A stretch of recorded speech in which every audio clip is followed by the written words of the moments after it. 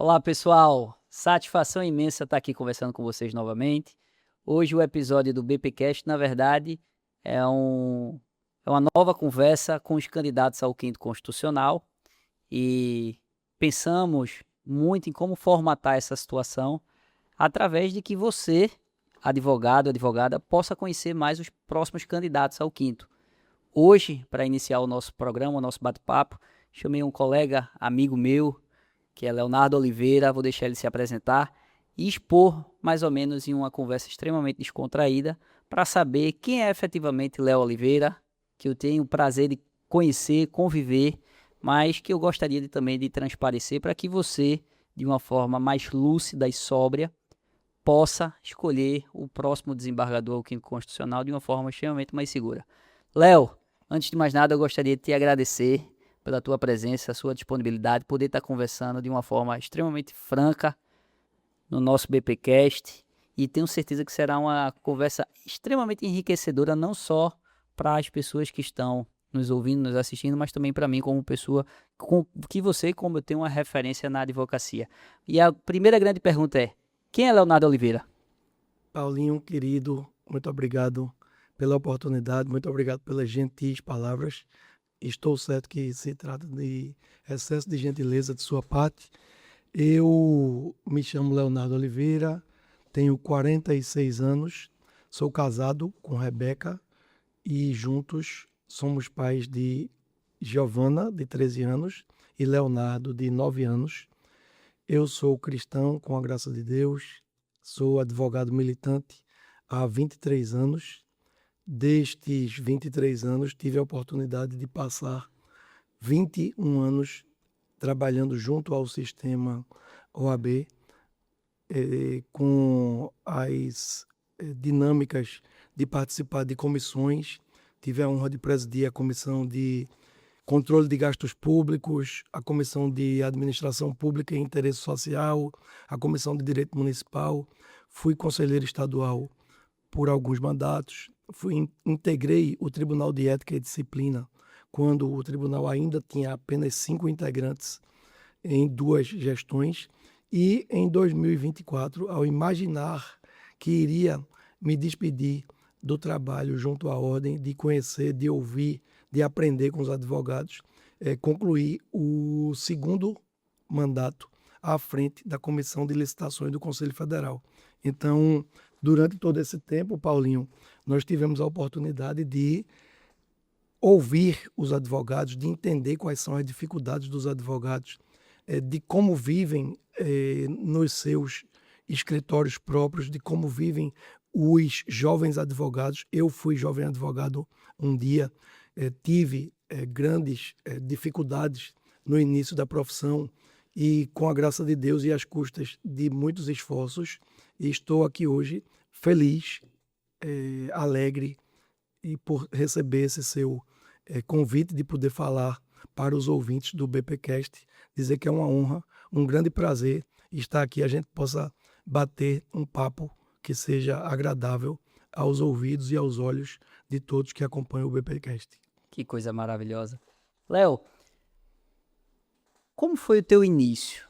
Você mencionou aí agora que já está há mais de 20 anos advogando, mas hoje é fácil olhar teu palco, teu sucesso, o que você representa para a classe, independentemente de qualquer eleição.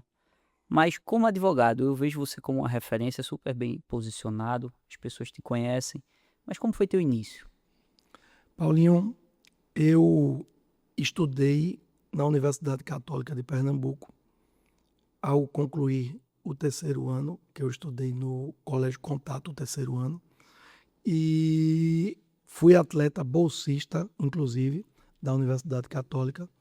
Durante 5 anos eu tive a oportunidade de defender a representação da Unicap como atleta de handebol, e isto me ajudou bastante ter participado da equipe de esportes da universidade, e eu recebi uma bolsa de 100% à época para ser atleta. Eu me lembro que tinha uma exigência grande da Unicap, inclusive, de a gente ter sempre boas notas.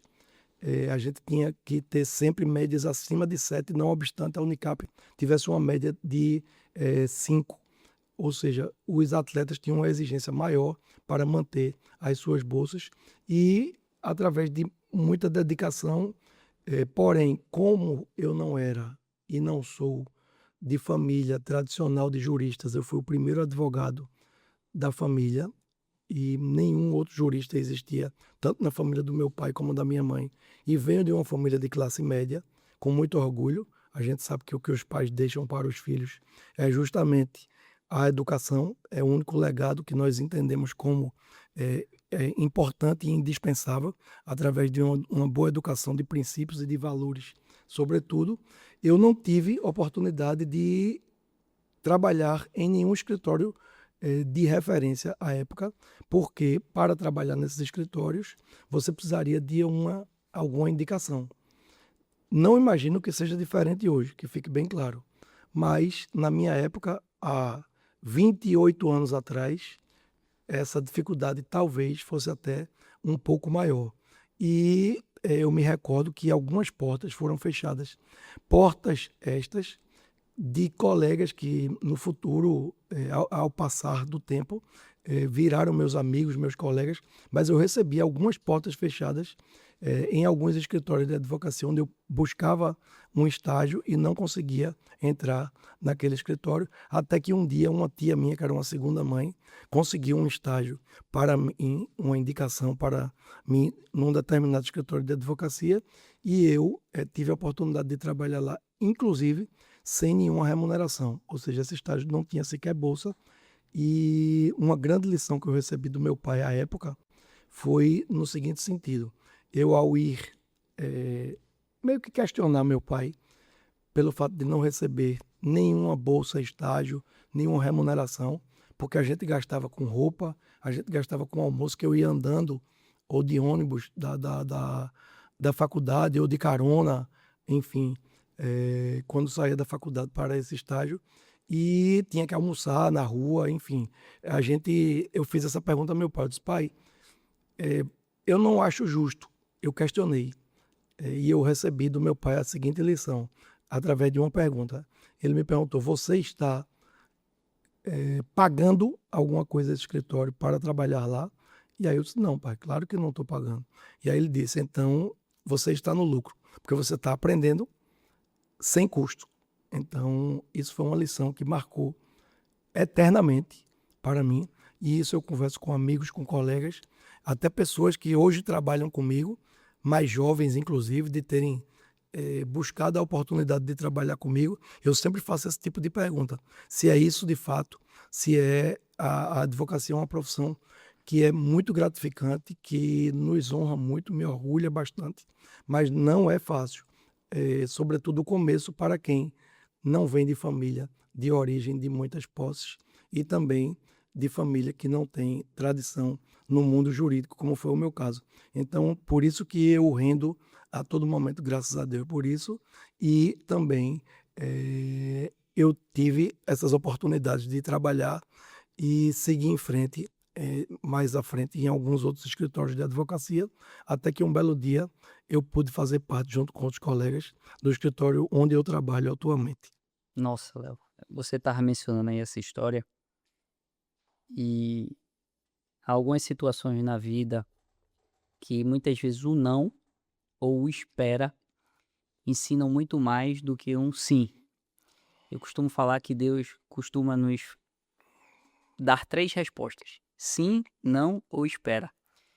E para mim, o seu pai, através de Deus, conseguiu te mencionar, dizer o seguinte: calma, tenha paciência, vai chegar a sua hora, espera e veja o lado positivo dessa situação. Veja a virtude que está diante desse processo. E por isso eu te questiono: por que, na sua concepção, hoje é a sua hora para conseguir essa vaga no quinto constitucional? Vamos lá, eu acredito que durante esse tempo, principalmente por ter passado muito tempo prestando serviço de forma gratuita, na verdade, a gente dedica o nosso tempo, dedica os nossos estudos, dedica a nossa paciência, A nossa dedicação, de fato, ela é voltada para a classe. Eu tive a oportunidade de, durante o exercício da advocacia, entender quais são as dificuldades que o poder judiciário enfrenta, que a advocacia enfrenta. E diante destas experiências que nós fomos adquirindo ao longo desse tempo, sempre nos passou uma ideia de que a gente podia contribuir um pouco mais. Lembrando que eu estou atualmente, não obstante tenha me desligado do trabalho junto à Ordem dos Advogados do Brasil, eu estou presidente no segundo mandato da Associação dos Advogados Municipalistas do Estado.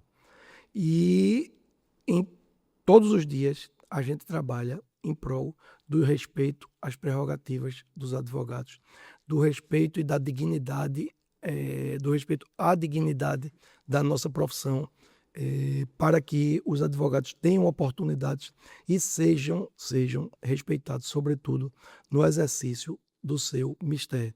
Então, Paulinho, durante todo esse tempo, essas oportunidades nos trouxeram experiências suficientes para que, em razão da coincidência de, no momento que eu sou relativamente experiente, eu não sou mais um jovem advogado, para que você tenha ideia, a minha OAB é 21 mil e hoje em dia, em Pernambuco, nós já estamos em 71 mil, ou seja, 50 mil advogados se inscreveram após a minha inscrição.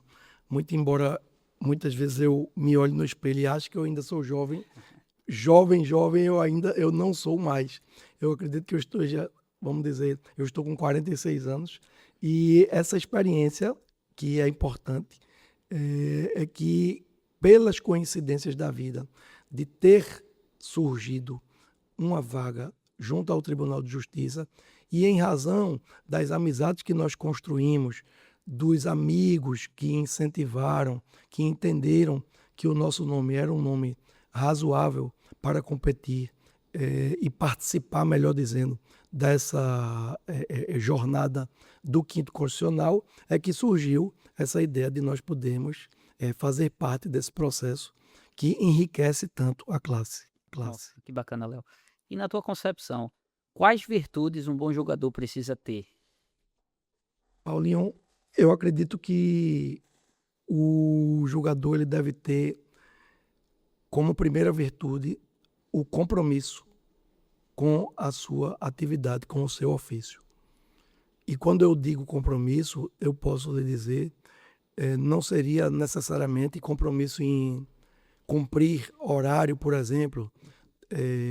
Eu me refiro a compromisso de você receber as demandas que a sociedade lhe traz, lembrando que a sociedade fala ao judiciário por meio dos advogados, os advogados falam pela sociedade, e ele deve, um julgador, o Poder Judiciário, deve ver um processo, ver um pedido, uma petição, como um sentimento que pode ser de angústia, um sentimento pode ser de aflição, pode ser um sentimento que reflete um direito que pode afetar muitas e muitas famílias, que pode afetar um funcionamento de uma empresa, enfim, para que esse julgador tenha o compromisso de não entender uma petição como sendo apenas uma resma de papel ou um arquivo em PDF, por exemplo.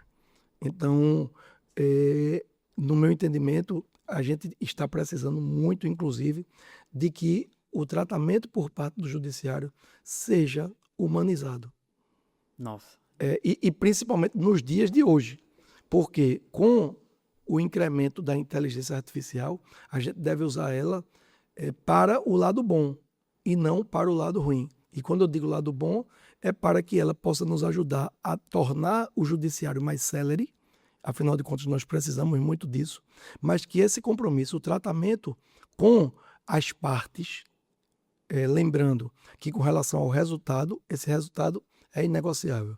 Sobre o resultado, ninguém pode se apresentar como solução. O julgador ele tem a obrigação de entender, ouvir, escutar, principalmente, o que está sendo trazido, aprofundar e, ao fim, ter a oportunidade de dar uma decisão que ele entenda de acordo com suas convicções, de acordo com os seus estudos, e não do que acordo que uma máquina pensa, ele possa trazer uma decisão que seja de fato e efetivamente justa. Então, o papel do julgador, no meu entender, deve ser esse. Com relação ao advogado que deixa de ser advogado e vai ocupar uma cadeira destinada à advocacia no Tribunal de Justiça, afora esse aspecto, ele deve ter um compromisso especial aos advogados, com os advogados, junto aos advogados. Um compromisso de, além de celeridade, além de humanização no tratamento e no enfrentamento das questões que lhes são postas, este julgador ele deve respeitar de forma mais do que essencial as prerrogativas e os direitos dos advogados. Respeitar os honorários advocatícios, evitar e combater o aviltamento de honorários. Então, no nosso entendimento, é assim que um julgador deve se comportar junto às demandas que lhes são trazidas pela sociedade. Ô, Léo, e no início da tua explanação, você mencionou que era cristão, casado, pai. Na tua perspectiva,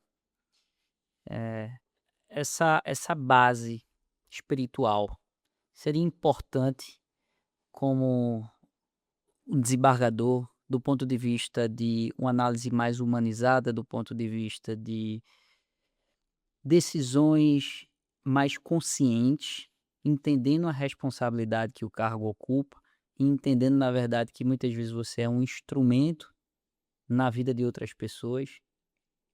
Paulinho, eu penso que sim. Até isso aí é uma questão que fique bem claro. Eu respeito e respeitarei sempre e convivo de forma muito tranquila com todas as religiões. Eu tenho amigos que têm religiões distintas, amigos queridos que eu convivo de uma forma bastante harmônica. Mas, no meu entender, e é importante que nós sejamos, porque nós não somos só carne, nós somos espírito também. E em sendo espírito também, nós temos que ter e viver em paz. E com relação ao enfrentamento do dia a dia, a gente já pode trazer a principal conclusão no seguinte sentido: Deus é amor. Então, Deus sendo amor e a gente exercendo a nossa profissão, seja enquanto advogado, seja enquanto magistrado, nós devemos, seja enquanto médico, seja enquanto engenheiro, seja enquanto professor, seja enquanto pedreiro, seja enquanto motorista, a gente deve amar o que a gente faz. E eu posso dizer também com muita segurança que é assim que eu vivo.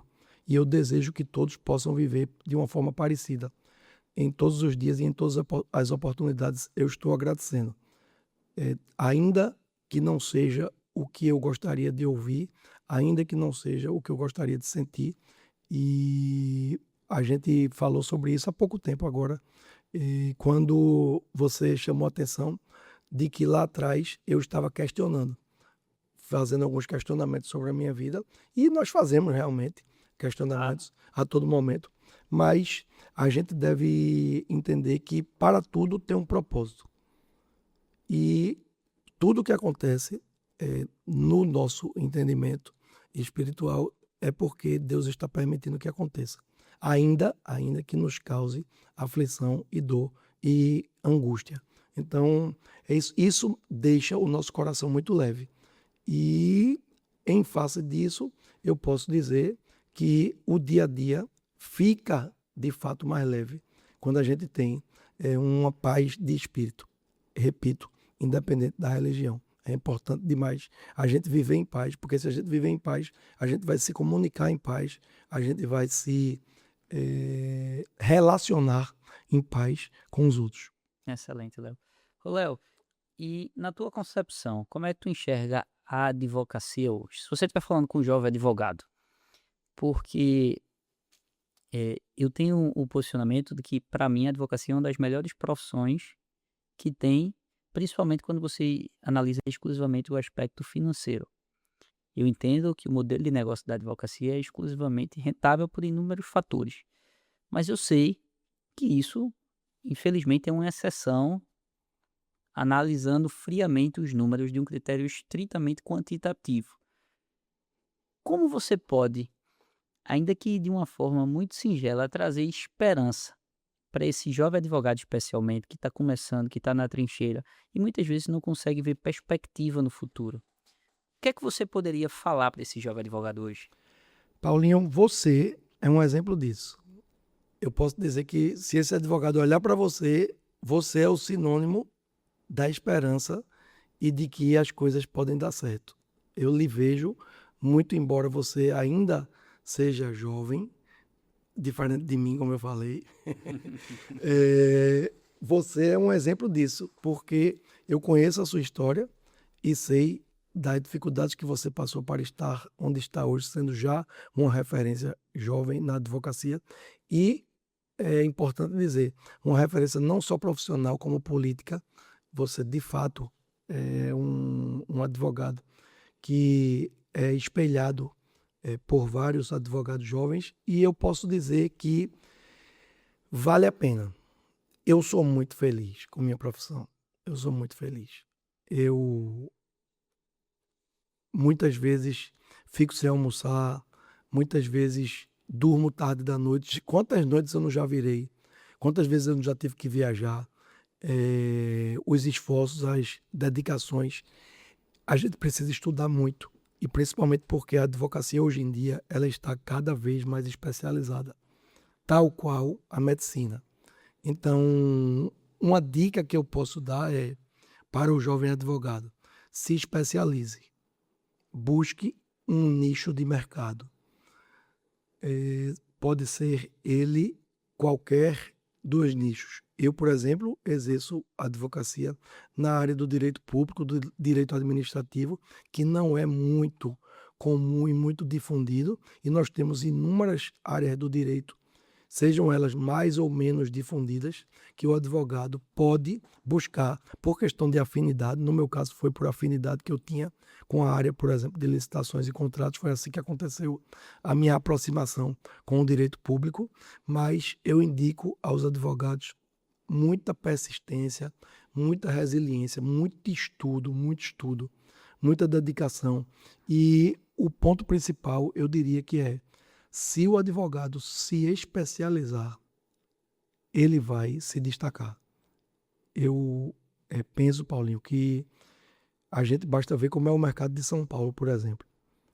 Você vai em São Paulo e tem escritório. Para que você tenha ideia, eu tive a oportunidade de um dia desse, já na pré-campanha, andando o estado todo, me deparar com um advogado de direito aviário. Nossa. E aí foi uma situação até engraçada, porque ele disse: eu só trabalho para granjas. Eu ando o Brasil todo e só trabalho para granjas. Ou seja, eu fiquei. Aí eu disse, ainda bem que eu conheci o primeiro advogado aviário. Eu posso dizer que eu conheço um advogado de direito aviário. Então, isso é um exemplo disso. Esse advogado, história parecida com a minha e com a sua, e parecida e igual com a de todos, na verdade, da maioria dos que estão nos assistindo, que é a história de quem vem de uma família de poucos recursos, de uma história sem tradição jurídica, ou seja, literalmente cheguei para o mercado e me especializei, estudei, e um dia eu tenho certeza, você vai ser reconhecido e vai se destacar. Eu acredito muito no que tu tá falando, e uma forma que eu me conectei muito com você é exatamente conhecendo a tua história. E eu pude me enxergar, e aqui eu tô falando da forma mais franca, abrindo meu coração, eu pude me enxergar o eu no futuro em você. Não no aspecto da campanha. Eu não me imagino um dia ter na campanha por inúmeros fatores. mas da onde eu posso chegar? Eu gosto muito de modelar com pessoas que eu entendo que têm virtudes desenvolvidas em alguns aspectos. Eu separo ela no aspecto financeiro, físico, emocional, espiritual, intelectual. E você é uma referência para mim nesse sentido. E quando eu estava conversando com você, Léo, eu vi o quanto é gratificante poder estar ao lado de pessoas que escolhem, ainda diante de uma natureza extremamente pecaminosa, se desviar do mal, seguir certo, reto, correto, entendendo das suas limitações, mas buscando o caminho da virtude. E eu fico muito lisonjeado em ter você aqui conversando, é sempre um grande aprendizado. E eu falo muito para a Jovem Advocacia que, ainda que eu fosse o melhor vendedor do mundo, eu não ia conseguir atingir o mercado que tem o Brasil. Porque a gente é remunerado através de resolução de problemas. E a gente resolve problemas vendendo serviço ou vendendo produto. E o serviço da advocacia, você trouxe exemplos extremamente lúcidos aqui nesse momento, são inúmeros, incontáveis, imensuráveis. Você vê que o direito ele tem que se modelar o tempo todo, ter inúmeras mutações o tempo todo, porque os conflitos intersubjetivos estão a todo vapor o tempo todo, toda hora, justamente pela essa dinâmica social que vivemos. E uma pergunta que eu queria também fazer, Léo, é depois desse desafio inicial, qual seria hoje o maior desafio dentro da tua própria advocacia, dentro do teu próprio gerenciamento do teu escritório, que você tem nos dias de hoje? Paulinho, eu ainda não vivo, e falo isso com muita franqueza, também abrindo meu coração. Eu ainda não vivo esse momento, mas eu busco me preparar para ele e eu vou falar qual é o momento. É o momento de se estabelecer e de se manter. Por que eu digo isso? Acredite, parte considerável dos advogados que eram uma referência no meu tempo de estágio, parte dos advogados que eram os maiores advogados do Estado, tiveram dificuldades de se manter no patamar onde eles chegaram. Então, eu repito, estou abrindo meu coração aqui para dizer que isso é uma situação que eu busco me preparar para tal. Por quê? Vários e vários, e esse é o meu desejo do fundo do coração, que vários e vários Paulinhos surjam, que vários e vários Leonardos surjam. E muito provavelmente o mercado vai passar a ter mais opções e não é simples se manter numa advocacia no mesmo patamar. E repito, eu vivo hoje uma advocacia que nem no melhor e maior dos meus sonhos eu imaginei que pudesse viver. Ou seja, eu sou muito feliz, sou muito realizado. De fato, são muitas bênçãos, são incontáveis. Então, é uma situação que eu busco me preparar, lembrando que eu serei feliz em qualquer que seja a situação, eu estou pronto para qualquer que seja o desafio. Eu acredito que a dificuldade do desafio é se manter aonde a gente está, quando a gente encontra uma referência, um nicho de mercado, por exemplo, como é, graças a Deus, o meu caso. Então, se manter é uma situação que eu acredito que é mais difícil. Como eu estou com 46 anos, a advocacia só melhora com o tempo, né? Quanto mais experiência a gente tem, melhor a gente fica.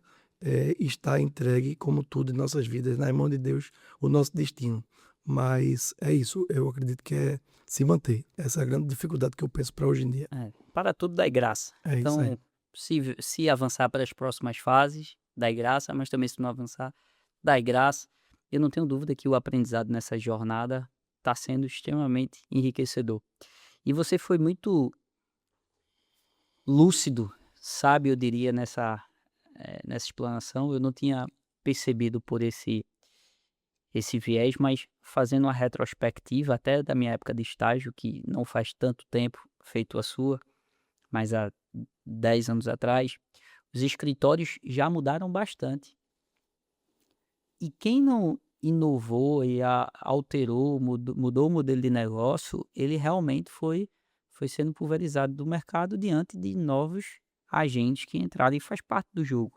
Talvez se manter de fato seja o mais desafiador. Até porque eu, quando eu comecei, eu nunca imaginei que eu estaria aqui onde eu estou hoje, depois de 8 anos com a OAB. E isso é algo que é inimaginável na minha cabeça. E eu observo que hoje ainda estou muito no início, da onde eu busco chegar, da onde eu quero chegar, mas também muito confortável de que é possível alçar voos cada vez maiores, mas que a vida ela não fica mais fácil. Muito pelo contrário, os desafios eu diria que ficam mais altos, eu diria, mais fortes, porque você tem que se desenvolver em outras skills, você tem que desenvolver outras habilidades, outros comportamentos. As conversas ficam mais difíceis, seja com cliente, com outros advogados, com serventuários da justiça. Então, ao mesmo tempo que você está com mais habilidade, mas você também enfrenta desafios maiores. E fazendo esse paralelo, Léo, eu gostaria de,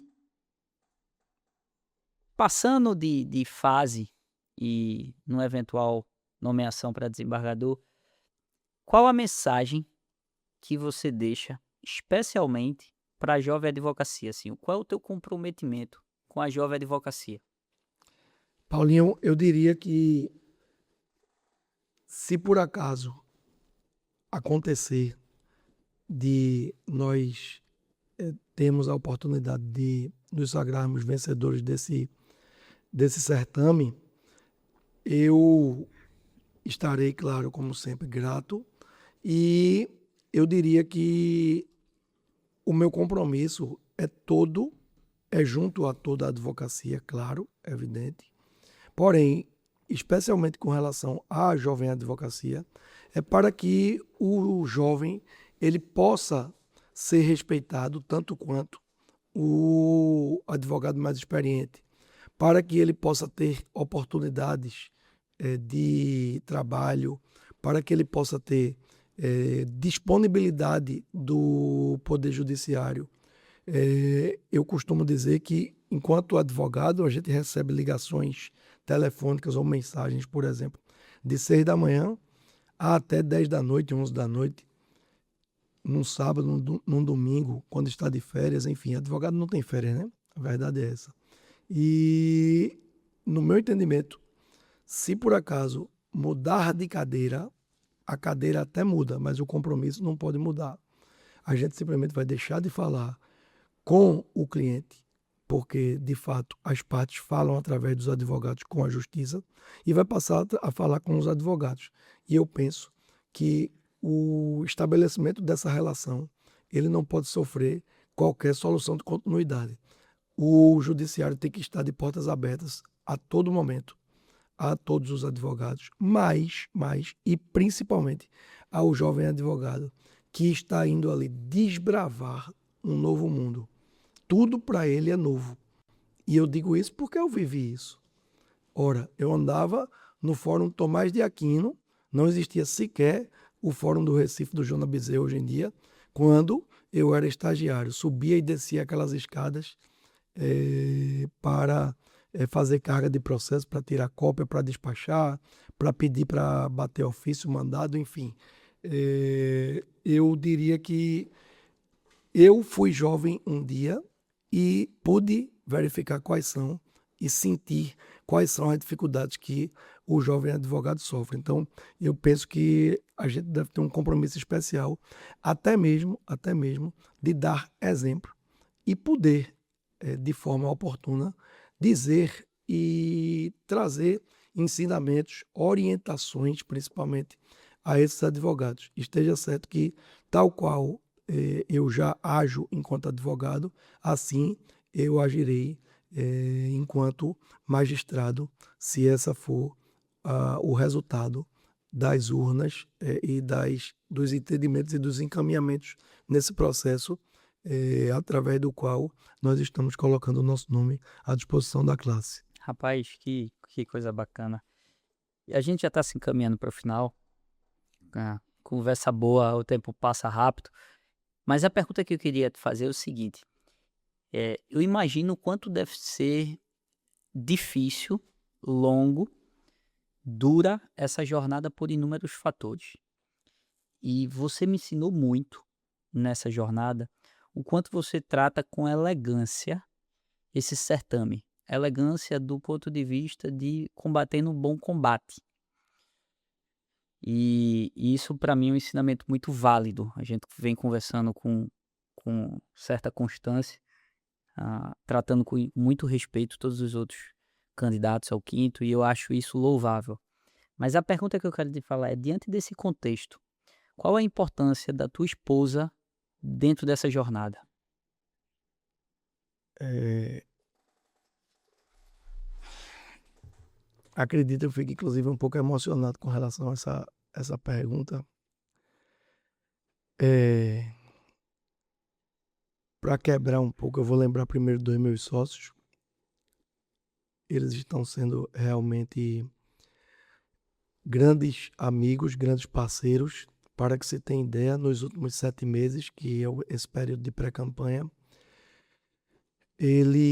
eu tenho ido ao escritório com muito pouca frequência. Claro que eu falo com eles todos os dias, mas são eles que estão me ajudando, me segurando, para que eu possa estar percorrendo o estado todo. Para que você tenha ideia, eu já andei 22 mil quilômetros até então, em 6 meses. Com exceção, inclusive, fora 7 idas a Petrolina, por exemplo, que eu fui de avião. Ou seja, a gente anda muito, anda muito. E estar em casa, por exemplo, a partir das 6 da manhã, buscando voto, chegando de 10 da noite, por exemplo. Final de semana, acredite, por incrível que pareça, período de campanha é jogo duro. A gente tem pouco tempo para a família e a minha esposa e os meus filhos têm sido grandes parceiros, Paulinho. Ela, por exemplo, hoje ela está viajando com minha filha, talvez eu encontre no final de semana. Já tem 3 finais de semana que eu não fui praticamente em casa, não os vi direito. E ela tem sido uma grande companheira de vida, de vida. E esses momentos, no começo de tudo, eu fiz esse pedido a ela, de que ela pudesse ser minha amiga, minha companheira, e ela está sendo, segurando a onda, vamos dizer assim, em casa com meus filhos, com o dia a dia da casa. E eu tenho tentado, o pouco tempo que tenho estado com ela e com meus filhos, ter uma espécie de tempo de qualidade para tentar deixar um pouquinho de lado a campanha e lembrar, porém, entre um compromisso e outro, eu faço questão de ligar, eu faço questão de agradecer, faço questão de dizer o que eu estou sentindo. Enfim, minha esposa tem sido uma grande parceira e esse período, essa jornada, esse momento está servindo, inclusive, para que eu possa ter a certeza, como a gente falou, tudo na vida tem um propósito, de que eu escolhi a mulher certa, que eu escolhi a pessoa certa, que Deus me deu de presente essa pessoa para conviver junto comigo e, e que tudo vale a pena. Ainda que a gente, independente de qual seja o resultado, tudo vale a pena e tudo já deu certo. Já deu certo. É isso que eu tenho a falar sobre a minha família. E essa é a maior riqueza, Léo. Essa, sem sombra de dúvidas, eu te perguntei, eu já sabia desse seu lado, dessa resposta. Eu posso ter certeza, evidentemente você é um cara super capacitado, mas quem é protagonista mesmo, e quem segura a onda, sem sombra de dúvidas, é a sua esposa. Ela que prospera lá, pode ter certeza disso, porque a sua maior riqueza está em casa. E eu, como homem, como provedor, vejo o quanto é importante o trabalho da esposa, porque enquanto a gente tá na guerra, na luta, escutando tantas coisas, falando na trincheira, nesses momentos extremamente desconfortável, vendo a realidade nua e crua do mundo, e quando volta para casa e vê uma esposa com os filhos, aí você sente a verdadeira paz e começa a entender como tudo vale a pena, principalmente estar passando por esses momentos tão desafiadores. Temporários, eu diria, mas extremamente desafiadores, tortuosos. E eu fico muito feliz, Léo, por você também ter essa visão clara, lúcida da importância da sua esposa. Fico muito feliz. E eu queria que tu mandasse tua última mensagem para quem está nos ouvindo e vou fazer esse questionamento para todos os outros participantes. Por que o advogado, a advogada, deve votar em Leonardo Oliveira para o 5º Constitucional?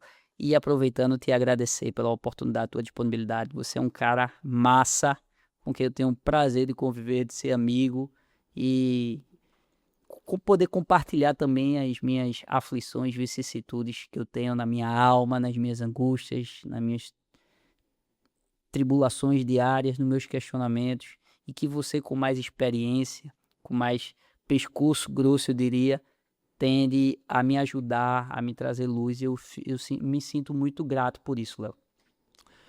Paulinho, muito obrigado. Inicialmente, a gente está concluindo nossa conversa aqui, mas eu só tenho que agradecer. Agradecer a Deus pela sua vida, pela sua história, pelo que você está construindo.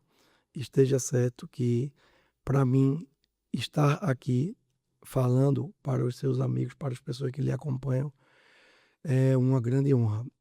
Com relação à sua pergunta, eu tenho a dizer o seguinte. Essa história pequena, de 23 anos de advocacia, ela está sendo agora, depois de muito esforço, depois de muita barriga no balcão, depois de muita porta fechada, depois de muita dificuldade enfrentada, ela está sendo trazida à advocacia. A gente tem andado, como eu falei, o estado todo. A gente tem conversado com a advocacia vive um momento de grande dificuldade. Não é simples para o advogado o dia a dia. A gente, inclusive, através do projeto da Advocacia Dativa, a gente teve a oportunidade de ajudar a OAB, teve a grande satisfação de ser compreendido e poder dar as mãos ao Poder Executivo, a governadora Raquel Lira, a Procuradora-Geral do Estado, doutora Bianca Teixeira,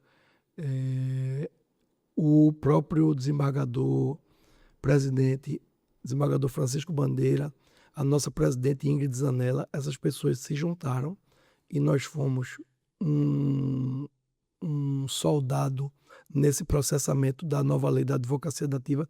A gente trouxe dignidade à vida do advogado que pratica a advocacia dativa. Para que você tenha ideia, a gente passava 5 anos, o advogado se humilhando para receber os honorários que haviam sido arbitrados na advocacia dativa. E agora a gente mudou isso para 45 dias, Paulinho.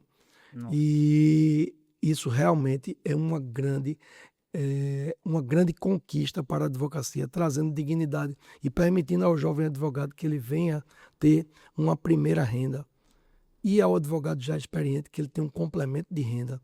Então, isto é apenas um dos pilares que nos trazem a pedir de forma muito humilde, para de forma franca e leve, nós pedirmos para sermos um dos candidatos apoiados por cada um dos advogados e advogadas que estão inscritos na nossa OAB Pernambuco, Paulinho. Eu, durante toda essa trajetória, durante todo esse período de pré-campanha, tive a oportunidade de conhecer todo tipo de advocacia. Como eu falei hoje da advocacia aviária, por exemplo, todas as especialidades, saber as angústias, as dificuldades dos advogados e transmitir um sentimento, transmitir um compromisso, no sentido de que o advogado que tiver a oportunidade de nos conhecer e de sermos apresentados, que este advogado tenha um sentimento de pertencimento com relação à nossa candidatura. Isso não é projeto pessoal, isso não é uma ideia fixa que nós temos, muito pelo contrário, isso foi uma oportunidade que a vida nos deu, uma oportunidade que surgiu no dia a dia na nossa advocacia, e em face dessa oportunidade nós tivemos também esse presente de poder andar o estado todo, de conhecer ainda mais a advocacia, de poder dizer à advocacia que ela de fato pode se sentir pertencente, porque se formos escolhidos, nós vamos apenas mudar a cadeira, mas os nossos compromissos e a nossa obrigação e o nosso sentimento do que vive, do que precisa, do que necessita um advogado, isso será, estejam certos, meus amigos, eterno. Então, Paulinho, esse pedido, humildemente, que nós fazemos é nesse sentido, que nós possamos ser um dos candidatos apoiados por cada um dos advogados e advogadas do Estado, e estejam certos que esse compromisso ele é para todo sempre. E finalizando, eu te agradeço mais uma vez demais e peço a Deus que te abençoe, que cuide da sua vida, dos seus negócios, da sua casa, da sua saúde, que esteja sempre à frente da sua vida e da sua família, Paulinho. Obrigado de coração, meu irmão. Amém. Muito obrigado. Amém. Eu que agradeço. E independente de qualquer resultado, o seu legado na advocacia, a sua sementinha para essa questão da advocacia dativa, meu amigo, você ajudou muita gente, viu? Pode ter certeza disso. Pessoal, obrigado. Essa conversa foi extremamente franca, descontraída, sem qualquer tipo de roteiro, autêntica, e foi uma oportunidade para que vocês conheçam mais a fundo o candidato Leonardo Oliveira. Muito obrigado.